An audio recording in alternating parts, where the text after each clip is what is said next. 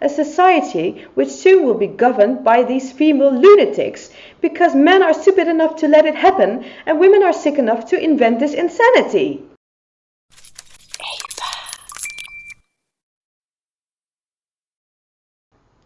I believe there's something quite wrong with women's mental health. Or I could bluntly put it like this: almost all young women, both individual or as a collective, are, and I'm sorry to say so, mentally insane. It doesn't mean that they're not intelligent.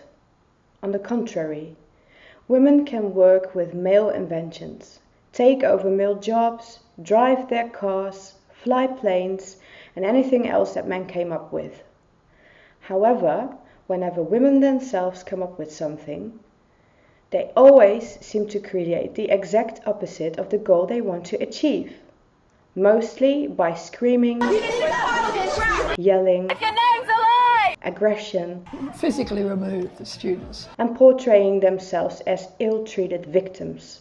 Especially the younger generation, who just don't seem to realize they're now openly demonstrating this female erratic behavior by the bizarre way they protest and march through the streets as the fourth wave of feminists.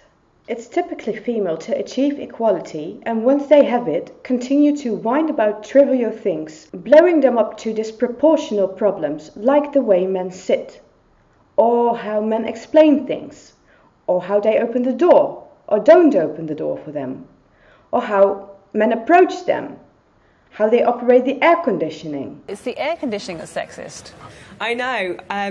So many women in our office have the exact same problem. Trivial as it may be, this is now starting to have a huge impact everywhere and turning today's society into a world gone completely mad. It's as if all the whining within a marriage, which in the past was acted out within the confines of their private homes, has gone public now, and so have their methods. Whether it is pouring bleach over men's crotches, hitting men, female teachers raping young boys, falsely accusing and reporting men, destroying men's careers, women seem to be revealing their true identity and are showing us what it really is that's been driving the men crazy. They are dragging many men with them into a global folie à deux of both sexes, and this strange disorder is growing explosively the last years. When women are alone with their thoughts, they seem to express themselves as children. You can see this on social media forums such as Facebook. They seem to lack the capacity to think up original thoughts or ideas. This is why they mostly communicate using clichés and favor the use of memes or poetry, usually written by someone else, to express their feelings. Just look around on the internet and you'll see that everybody, including men, are cultivating this toddler-like kindergarten style. Women have largely contributed to this childish PC society where everything is offensive. Just think about which of the sexes always tended to be offended. It weren't the men. Many women present themselves to be highly engaged and sensitive to issues like veganism, animal cruelty, and environmental issues. It's not that men don't care, it's just that the women seem to be addicted to excessively showing the outside world how much compassion and empathy they have. In private, these women hopelessly struggle with their feelings, emotions, and identity, while their psychologists may already have diagnosed them with borderline personality syndrome, mood disorder, bipolar disorder, eating disorder, hypersensitivity disorder, or any of these words trying to pinpoint this erratic mental behavior. In public, women will prefer the term high sensitive because it's promoted as a precious gift with many benefits, which causes women to now openly flaunt with their high sensitivity, as if it's a virtue, a God-given talent. Never mind the fact it's a disorder in disguise. High sensitivity is a holistic celebration of life, art, beauty, and the list goes on. In private, they might wreak havoc on their relationships, demanding the password of the phone, checking his messages, suspecting, accusing, cross-examining as she's a Gestapo trainee, Well, at the end of the day, she will take his child, house and money. But in public, those women appear to be as zen as the Dalai Lama. They care even more for others than for themselves. Their unselfishness and compassion knows no bounds, and while advocating these obvious good causes such as anti-animal cruelty, poverty in Africa, donations, mentally or physically challenged, cancer and all other forms of awareness, they present themselves as the incarnation of Mother Teresa and all what is good. And no one in their right mind would dare to question them.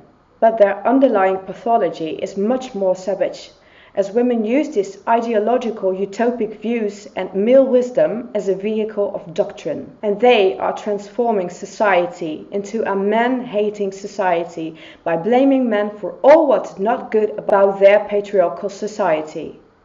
It's impossible for men to argue against ideologies. After all, they built this patriarchal society and will have to admit what's wrong with the society they built. And this is why men have no choice but to go along. As if all men in the Western society said, yes dear, as in a marriage. So today, boys are growing up in this female-enforced doctrine to value a woman's opinion, and it has been made very clear that they are the aggressors by default. While they see how marvelous women are, which explains why young men are converting into these eunuch-like soft characters, which is not what women want, as at the end they will claim they want a real man. Sigmund Freud said, "The great question that has never been answered, and which I have not yet been able to answer, despite my 30 years of research in feminine soul, is what does a woman want?" Well, Sigmund, there's no answer to that question. Women do not know what they want. Right now, they say they want equality, but it looks as though they want to get rid of men in power, or men in general, or not. It's just impossible to tell. Maybe they just want to be able to do what men can do, but just weren't designed that way, and deep down they envy men because of it. And out of this envy comes resentment, which might explain the growing misandry today.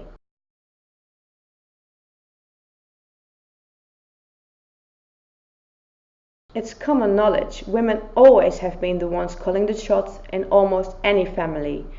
Any TV series and countless movies and books have parodied or joked about it. But then again, these are children of the unmasked divorcing 60s generation of hippie flower children whom became this traumatized new generation. It's just what divorce, meaning a missing parent, does to a child. Now, traumatized people develop this tendency to prevent people from experiencing what they have gone through. So they became lawyers, mediators, judges, and social workers in times when feminism was at its height. By the end of the 90s, especially the family law branch became overrepresented by women due to the positive discrimination which was at its peak. And they are the ones in charge. A female lawyer, a female judge passing female-tailored laws which were always in favor of the mother. Women tend to be more emotional and thus are more likely to listen to their feelings instead of facts, which makes it a terrible combination when these women are put in such an important judgmental position like a social service worker, mediator, lawyer or judge. Are you able to judge accurately, being the traumatized and messed up character you are? Because in family law you can already see what kind of system such a female system would be. It's 100% benefiting the women. It consists of basically all evil schemes, and in the end it is destructive for the child, the father and the mother. So it will fail miserably in all possible ways, as anything else orchestrated by women will fail equally. Women may think they are still fighting for equality, but when looking at our society, women already have surpassed men and in fact are already oppressing them. The first wave feminists had something to fight for. They got what they wanted, more than they were able to handle, and today we're at the fourth wave of feminism. Women who mentally seem to be stuck in their teens. showing the world that women cannot handle the responsibility that they fought so hard to get. The left and female indoctrination in schools, movies and social media teaches young women that women still need to fight for equality. Since 2017, equality might be the most delicate, sensitive and trending issue at the moment. It has become an indisputable necessary truth that women still are oppressed and men are the violent oppressors. No young man dares to question this, while young women are fueled by the fact that their screaming and shouting is paying off in a major way, and is now paving the way for a new generation in which young men are silenced and young women are looking for new things to fight for, which basically are new ways to oppress men. A space on campus that's, for me and other women or female identifying persons like me, it's just so inclusive. The women's room is just like any other room. It's like this room that we're in right now. It's got some tea, it's got a lot of lesbian fiction novels. It's just borderline insanity, and it's getting so overly dominant, even men have no choice but to mimic this weird behavior. It's as if adult women are in a perpetual state of adolescence, basically going against the grain. No matter how much attention they get, no matter how much equality there is, they will continue to complain and feel restless, insecure and unsatisfied with their whole being. The entire Me Too campaign, which exploded this so-called fourth wave of feminism onto the world, merely shows you the woman who has got the power and what she does with it. She doesn't create, she destroys. And the louder she screams, the weaker she is, but the more she gets. Fact is that women don't seem to realize they already are in power.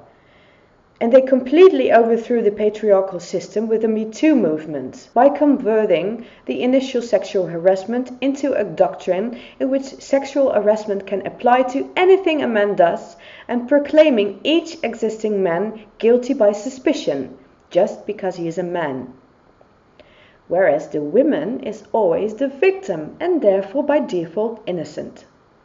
In family law, they have showed that it's the man's possessions and doom they're after, with the child as their playing card. And we have grown accustomed to this sick habit.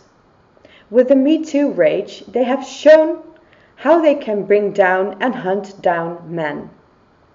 This hasn't been about equality for a long time. Our ancestors, as well as all religions, most certainly knew about this. And as far as I'm concerned, if we, as women, continue this way, we will end up screwing it all up, and we will have learned why patriarchal systems existed years ago and why we had lost our right to vote. From time immemorial, men and women have coexisted side by side on this planet, like all male and female life forms, as a symbiosis to the advantage of both, dividing their skills equally. This is equality. This is as equal as it gets. The animal kingdom figured it out. Most religions and most cultures figured it out. Our ancestors clearly understood this equality.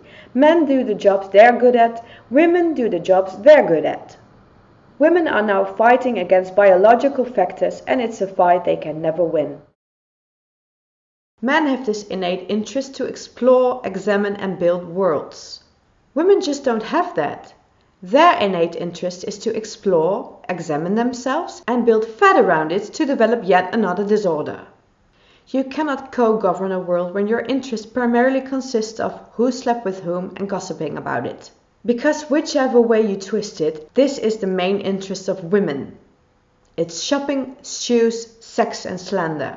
Women for sure won't want to exchange their sexual embellishment and their lipstick for coal mining clothes and a lamp. They rather would see men's masculinity being stripped and outlawed while cheering the transgenders and the rest of the alphabet of gender-neutral people. Because these physically and mentally castrated men can be welcomed into this equality-demanding group of women.